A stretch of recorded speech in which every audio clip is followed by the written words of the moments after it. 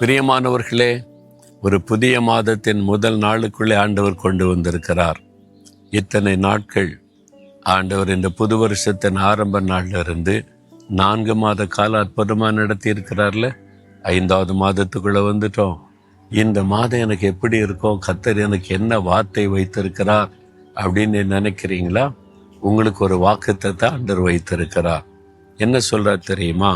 லூக்கா 18ஆம் அதிகாரம் 8ஆம் வசனத்தில், சீக்கிரத்திலே கர்த்தர் நியாயம் செய்வார். அதாவது சீக்கிரத்திலே என் மகனே, என் மகளே, உனக்கு நியாயம் செய்வேன். சில காரியத்துக்கு ஜெபிச்சுக்கிட்டே இருக்கிறாங்க, எதிர்பார்த்துக்கிட்டே இருக்கிறாங்க. இப்போ நடந்துரும், அப்போ நடந்துரும், கடந்துக்கிட்டே போகுது, ஒன்றும் நடக்க மாட்டேங்குது, என் ஜெபத்துக்கு பதிலும் வர மாட்டேங்குது. அந்த மாதிரி சூழ்நிலையில் இருக்கீங்களா? இல்லை மகனே, இல்லை மகளே, சீக்கிரத்தில் நான் உனக்கு நியாயம் செய்வேன். சீக்கிரத்தில் உனக்கு அற்புதம் செய்வேன். சீக்கிரத்தில் நீ ஒரு மாற்றத்தை பார்க்க போகிறாய். சீக்கிரத்தில் காரியங்கள் வாய்ப்பதை காணப்போகிறாய். சீக்கிரத்தில் உனக்காக வழி திறக்கப்படும் ஆண்டவர் வாக்கு கொடுக்கிறார். அதற்கு நம்ம என்ன செய்யணுமா? 1ஆம் வசனத்தில் சொல்லுகிறார், சோர்ந்து போகாமல் எப்பொழுதும் ஜெபம் பண்ண வேண்டும். ஆண்டவர் சொல்றார், என் மகனே, மகளே, முதல்ல நீ ஜெபிக்கணும். உன் ஜெபத்தை கேட்டுதான் உனக்கு நான் நியாயம் செய்ய முடியும். அதான் ஜெபம் பண்றேனே அப்படின்னு சொன்னீங்களா? ஆண்டவர் சொல்ற, எப்பொழுதும் ஜெபம் பண்ண வேண்டும். அப்படி ஒன்று இருக்குதோ? நான் எப்பொழுதும் ஜெபிக்கிறது இல்லை. ஏதோ காலையில் ஜெபிப்பேன், படுக்கும்போது ஒரு சின்ன ஜெபம் பண்ணுவேன், அப்படி இல்லை. நீ எப்பொழுதும் ஜெபம் பண்ணணும்னு இயேசு சொல்லுகிறார். நடக்கும்போது, உட்காரும் போது, வேலை செய்யும் போது இருதயத்தில் ஜெபம் பண்ணி கொண்டே இருக்கணுமா? அது மாத்திரம் சோர்ந்து போகாமல் எப்பொழுதும் ஜெபிக்கணும். இந்த ஜெபத்துக்கு சோர்வுன்ற ஒரு காரியத்தை பிசாசு கொண்டு வந்து நம்முடைய ஜெபத்தை முடைக்கிடுவான். பிசாசு பயன்படுத்துகிற ஒரு ஆயுதம் தான் சோர்வு என்பது. நீ ஜெபம் பண்ணி என்னத்தை கண்ட? வாக்கு ஜீசஸ் ஏசோட நடக்கிறேன்னு என்னத்தை கண்ட? நீ இவ்வளவு நாள் ஜெபிக்கிற, அப்படி என்ன நடந்துச்சு?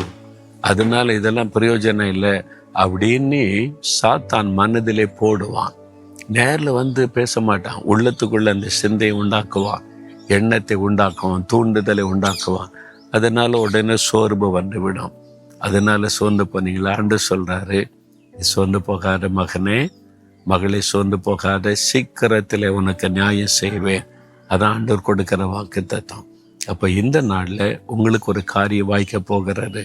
இந்த மாதத்துல நீங்க அற்புதத்தை பார்க்க போறீங்க. வெகு நாள் ஜெபித்த காரியத்துல அதிசயம் நடக்க போகிறது.